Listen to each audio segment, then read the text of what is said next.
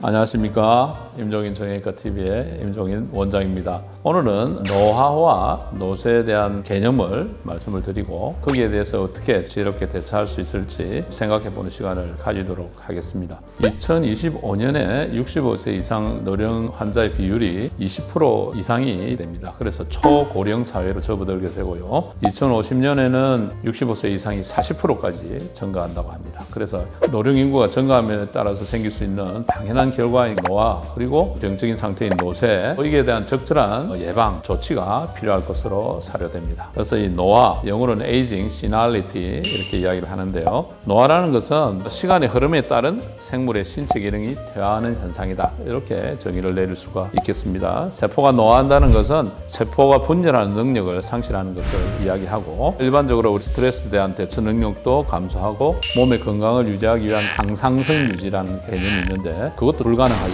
되는 것이죠. 결국 질병에 걸리는 위험이 증가하게 되는 것입니다. 60, 80대 노령에 있어서 오는 노화는 그분이 어릴 때부터 살아온 생활 습관, 유전적인 거 그런 것들이 누적이 돼서 오는 변화라고 생각을 할 수가 있겠습니다. 그 다음에 노쇠란 개념이 있습니다. 노쇠는 노화하고는 틀리는 개념이 되겠는데요. 나이하고 무관하게 신체적으로 생리 현상이 저하되면서 신체 내외의 작은 스트레스에서도 아주 약해지는 현상을 볼 수가 있습니다. 정상적인 노화 상태가 아닌 병적인 상태로 생각을 하시면 되겠고 노쇠가 오면 쉽게 질병도 생기고 일상생활에 지장을 줄 정도로 기능이 저하되는 허약한 상태를 이야기를 하게 되겠습니다. 대체로 이 노쇠라는 것은 한 가지 원인이 아니고 여러 가지 문제가 동반되는 경우가 되겠고 노화는 어차피 나이가 에이징 프로세스로 오게 되면 이루어지지만 노쇠라는 것은 적극적으로 교정을 함으로써 좋아질 수 있다는 거 이게 포인트가 되겠습니다. 노쇠라는 것은 장기간 침상 생활이나 만성 염증을 달고 있는 경우에 노쇠가 오게 되는데 노쇠 환자의 3분의 1은 질병 및 사고의 요인으로 노쇠를 겪는다고 합니다. 어떤 것이 있냐면 영양 섭취 부족이라든지 신체 활동 부족, 우울증 등이 주요 요인이 되는 것이죠. 이분의 표정을 보면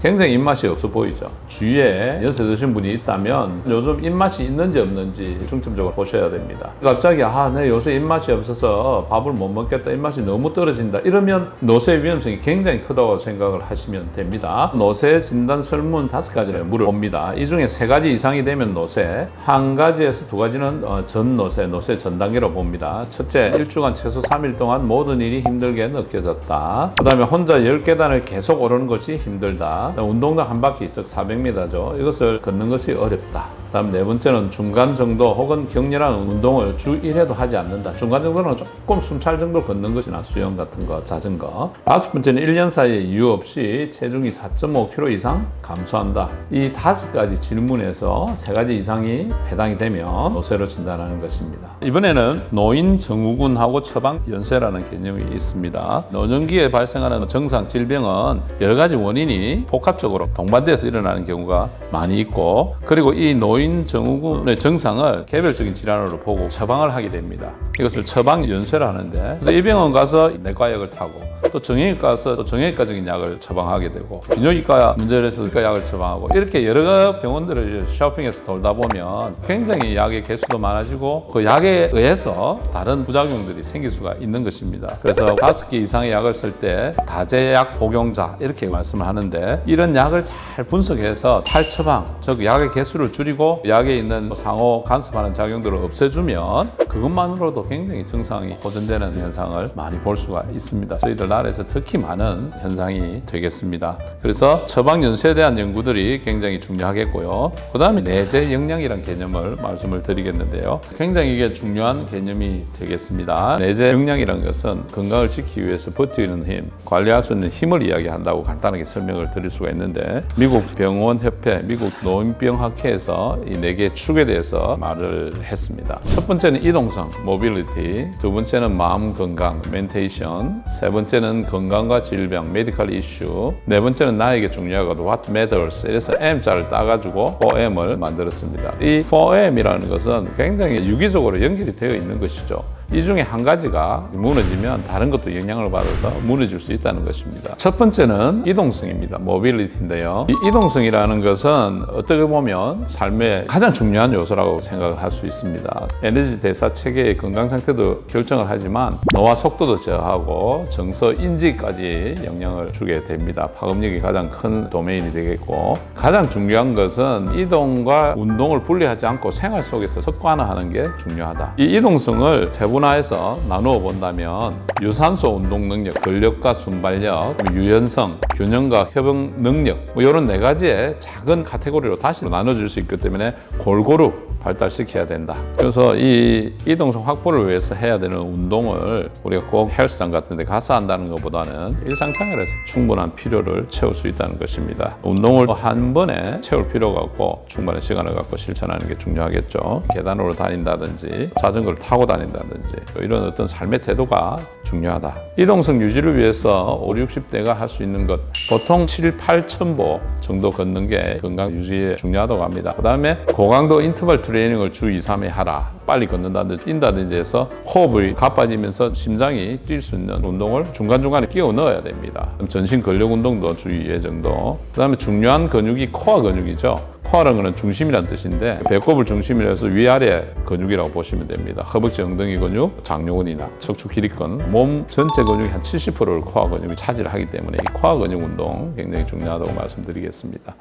노화의 속도를 늦추는 두 번째 기둥은 마음 건강이 되겠습니다. 가장 우리가 걱정하는 게 또 치매고 인지장애가 되겠습니다. 23가지 인자를 개선하면 치매 발병을 40%까지 지연시키거나 예방 가능하다. 아동 청소년기는 낮은 교육 수준이 치매의 큰 요인이 된다는 것이고, 중년기에는 흡연, 외상성, 뇌손상, 고혈압, 노년기에는 흡연, 우울증, 사회적 고립, 대기오염, 신체 활동 부족, 당뇨, 이런 게 요인들이 될 수가 있습니다. 그 다음에 뉴로 플래닝에서 닥터 세르자이가 이야기를 한 플래닝이 있습니다. N은 nutrition, 적절한 영양, E는 exercise, 운동이 되겠죠. U는 unwind, 긴장 이완, 그 다음에 R은 restore, 그래서 회복, 수면이 되겠습니다. 수면에 대한 거. O는 optimize에서 두뇌 최적화. 그래서 이런 5가지 요인을 묶어서 뉴로플랜이라 칭하고, 이 모든 요인들이 건강한 방향으로 개선되면 이미 치매가 발생하였더라도 어느 정도 이 삶의 질과 기능이 개선될 수 있다고 주장을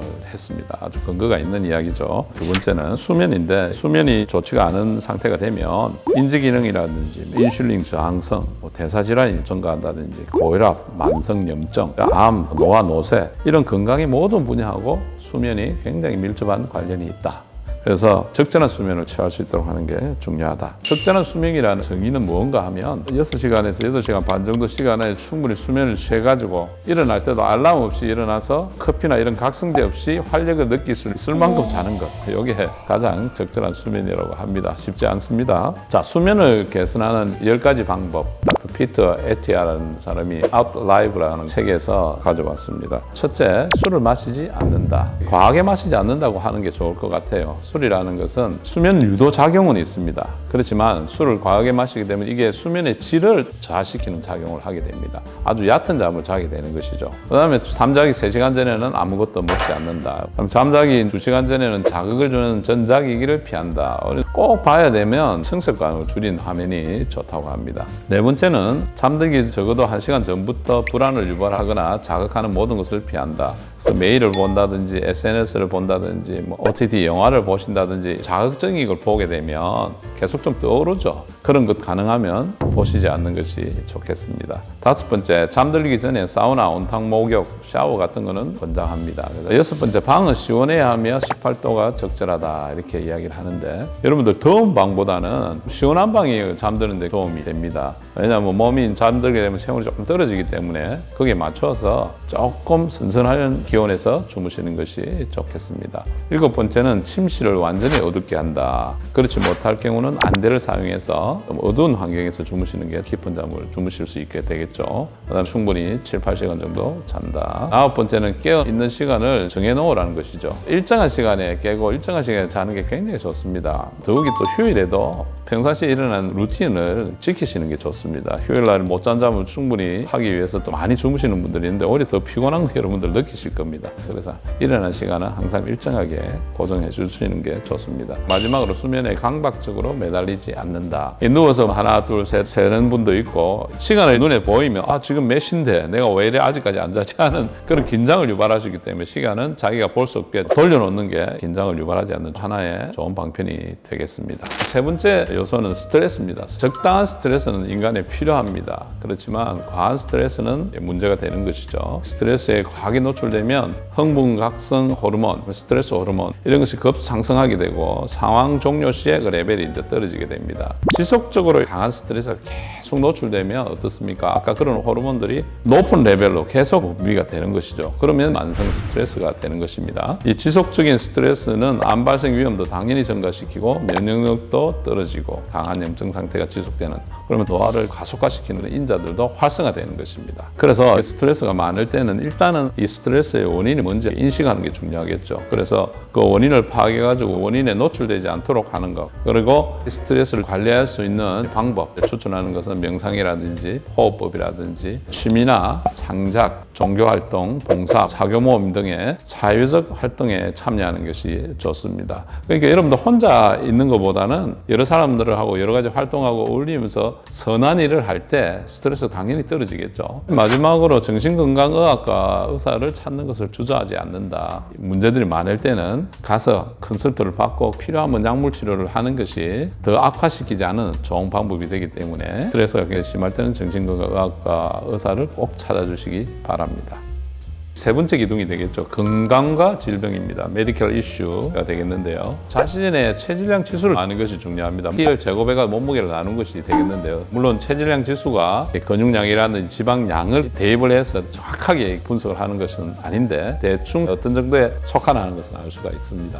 보통 정상 체중이 18.5에서 23이고 과체중은 23 이상, 비만은 25 이상 이렇게 이야기를 하는데 한 25 이하가 되면 정상 체중에 가깝다고 생각을 하실 수가 있습니다. 비만은 근육을 보존하면서 지방 빼는 식사를 하는 게 중요하다. 이거 제가 굉장히 강조하고 싶습니다. 몸 안에 있는 근육이 나이 들수록 중요한 역할을 하기 때문에 근육량까지 다 빼면 되지 않는다. 꼭 기억해 주시기 바랍니다. 마른 비만도 있습니다. 마른 비만인 경우는 근육을 키우는 데 중점을 두고 지방은 빼는 식사를 해야 됩니다. 대한민국 성인의 남성은 보통 BMI가 24에서 26, 여성은 22에서 26 정도 된다고 합니다. 체중 변화는 보통 한 달에 한 1, 2kg 빼는 정도로 유지하는 것이 좋다. 너무 급격하게 되면 부작용이 생길 수 있다. 효율적으로 다이어트를 어떻게 할 것인가? 보통 65세 이상은 체중 감량하면 근육만 잘 빠진다고 합니다. 그래서 체중 감량을 권하지는 않는데 너무 과한 비만인 경우는 당연히 해야 되죠. 그렇지만 근육은 어떻게든 유지를 하든지 증가시키는 방향으로 신경을 써야 된다. 그런데 이게 이제 서바이벌 패러독스라는 게 재밌는데 검사를 전 세계적으로 해보니까 BMI가 25에서 27이면 조금 과체중이죠. 이런 분들이 사망률이 제일 낮다고 합니다. 오히려 살이 빠지고 마른 분들이 더 사망률이 높은 현상을 볼 수 있는데 이 원인은 잘 알 수가 없지만 지방 안에 있는 어떤 물질들이 생명을 유지하는 데 도움을 주지 않나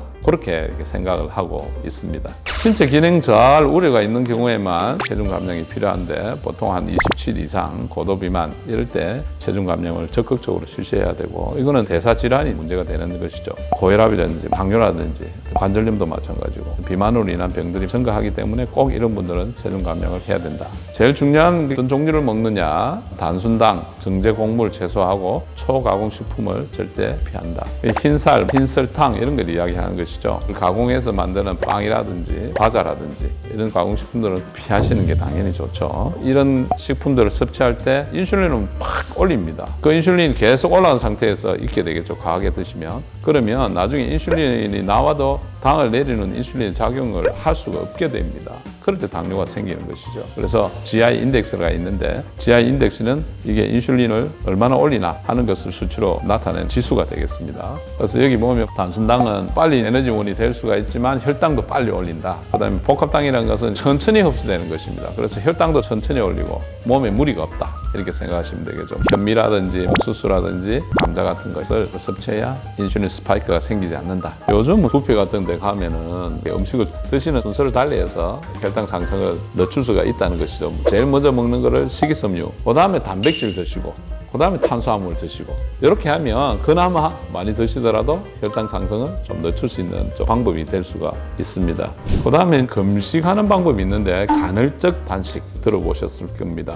중간에 공복 시간을 두면 그 시간대 자기 몸 안에 축적된 당분이나 지방이나 이런 것을 태워가지고 자가포식이라고 활성화된다는 것이죠. 그래서 간헐적으로 금식하는 거 16대 8, 16시간 굶고 8시간 드시고 또 주말에 적게 드시고 주중에는 드시고 간헐적 단식을 하면 단백 항상성이란 노화 기전을 개선시킨다 이런 게 있고 보통 일일 에너지 소비량에서 한 20% 뺀 정도의 열량을 섭취해라 이렇게 해야 무리가 안 간다고 합니다. 요새 마인드 식사라는 게 있습니다. 지중해 식사에다가 고혈압 치료식인 내쉬라는 식사를 플러스한 건데 그 앞자를 딴 것이 되겠습니다. 주로 녹색 채소, 견과류, 통곡물을 골고루 섭취한다 이렇게 되어 있는데 우리나라 음식에서 응용을 해가지고 비슷한 식사를 할 수 있다고 생각을 합니다. 푸른 채소, 토마토나 베리류가 항산화 물질이 많아서 크랜베리 같은 게 굉장히 좋습니다. 그다음에 견과류가 저도 좋은 것 같습니다. 견과류는 DHA도 있고 오메가3도 있고 단백질도 많고 칼슘도 많습니다. 가염하지 않는 것을 드시는 게 좋겠죠. 한 줌 정도 간식으로 드실 수 있으면 굉장히 좋은 것 같습니다. 변도 굉장히 좋은 걸 제가 느끼거든요. 그 다음에 올리브 오일이면 좋은 거 여러분들 다 아시죠. 그 다음에 통곡물, 귀리, 현미 이런 통곡물 좋고 연어나 대구 같은 생선 종류, 콩, 다금류, 그다음에 레드 와인인데 우리나라에 잘 먹는 게 아니지만은 반주로 한잔 하시고 싶으면 레드 와인 좋다. 제안하는 것은 버터라든지 치즈, 레드 밋, 프라이드 푸드하고 단 음식 그런 음식을 제안해 주시면 좋겠습니다. 최근에 근육이 감소하는 것을 질병의 카테고리로 넣었습니다. 사코페니아, 근감소증입니다. 그만큼 중요하다는 것인데요. 60대 이상이 되면 동화 저항이 있다. 작은 분자를 큰 분자로 만드는 것을 동화라 그러는데 이 동화에 저항성이 있는 것입니다. 음식을 드신다 하더라도 근육이나 몸에 부피를 늘리는데 쓰지를 못합니다. 어릴 때는 키도 크고 빨리빨리 이렇게 자라서 근육도 잘 붙고 나이가 들면 동화 저항이 생겨서 그런 현상들이 줄어들게 됩니다. 그래서 오히려 나이가 들면 단백질을 많이 섭취를 해야 됩니다. 우리가 일반적인 생각하고 다릅니다. 보통 청장년층은 킬로그램당 0.8에서 1g 정도의 단백질을 요구를 합니다. 그렇지만 노인들은 오히려 1.2에서 1.5, 어떤 분들은 1.8까지 그래서 몸무게 60kg라 치면 70에서 80g 정도 섭취한다 생각하시면 되겠습니다. 총 단백질량이 되겠습니다. 이것이 힘들 때는 요즘 마시는 단백질 많이 나와 있죠. 단백질 보충제를 드실 때는 성분을 잘 보시고 식품 첨가물이 가능하면 적은 게 좋고 그다음에 류신 함량이 높은 게 좋습니다. 유청 단백질이 많은 것을 선택해야 됩니다. 유청 단백질은 따뜻한 우유가 식으면서 우유에 막이 생기는 거 여러분도 보셨을 거예요. 그게 유청 단백질인데 그런 유청 단백질이 많은 것을 선택하는 것이 좋습니다. 그런 것을 이용해서 단백질 보충을 충분히 하는 것이 좋다 이렇게 강조하고 싶습니다. 근감소증을 자기가 테스트해 볼 수 있는 방법을 말씀드리겠습니다. 첫째, 5회 반복 기립 테스트. 의자에 앉았다 일어났다 하는 것을 시간을 재어봅니다. 나이별 평균 속도가 있는데 60에서 69세가 11.4초입니다. 그 다음 70에서 79세가 12.6초, 80에서 89세가 14.8초죠. 그래서 60세 이상에서 12초 이내에 하지 못하면 이것은 근감소증의 위험성이 크다. 두 번째는 핑거링 테스트인데 종아리 굵은 부위를 두 손으로 감싸봐서 손가락이 닿으면 종아리가 얇은 게 되겠죠. 그 위험 요인이 되는 것입니다. 제 생각엔 둘레가 32cm 이하가 되면 근감소증을 생각을 하셔야 되겠습니다. 그 다음에는 악력계입니다. 이 쥐는 힘. 남자는 28kg, 여자는 18kg 이하로 악력이 떨어지면 근감소증을 의심해 봐야 되는 소견이 되겠습니다.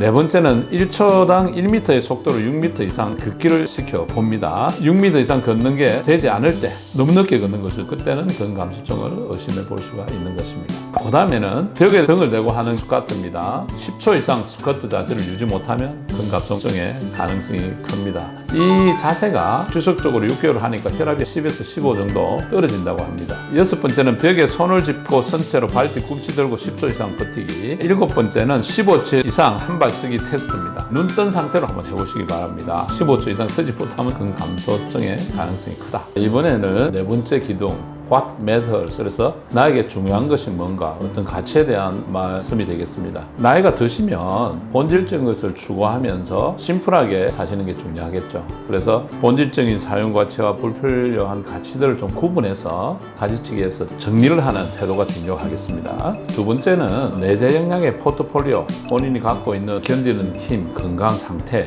이런 포트폴리오를 잘 관리를 해서 꾸준히 이것을 또 강화시키고 정비시키는 노력이 필요하겠습니다. 생애 주기 관점에서 이동성, 마음 건강, 건강과 질병을 관리한다, 이렇게 말씀을 드렸습니다. 생애 주기 관점이란 어린 청소년부터 해서 장년청, 노년청 각각의 시기에서 중요한 것이 있다는 것입니다. 건강 관리를 위해서 여러 가지 습관이나 태도가 좀 달라야 된다는 것, 이것을 명심을 해야 되겠습니다. 그 다음에 마지막으로서는 중요한 것이 좀 돈이 있어야 됩니다. 적절하게 자산 관리를 해서 떠달리지 않게 풍부하게 또 소비하고 즐겁게 생활할 수 있을 정도의 경제적인 자산을 잘 관리하는 것이 중요하다고 생각합니다. 그 다음에 말씀드릴 것은 수명에 대한 것인데요. 기대 수명과 건강 수명이 있습니다. 우선 기대 수명이라는 것은 통계적으로 이분이 태어나서부터 앞으로 얼마를 생존할 수 있을까, 이렇게 예상할 수 있는 기간이 기대 수명이 되겠습니다. 오른쪽에 있는 표를 보시면 2022년도는 남자분들이 79.86세, 한 80세 되고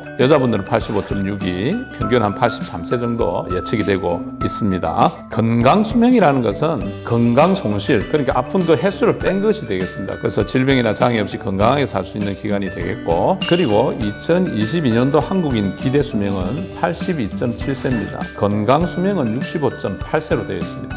그럼 여러분 어떻습니까? 10년 정도는 조금 아픈 상태로 지나야 된다, 이렇게 생각을 할 수가 있겠습니다. 그래서 지혜롭게 나이 드는 방법을 말씀을 드리면, 우선 젊어서는 노화 속도를 적절하게 늦추는 게 중요하겠습니다.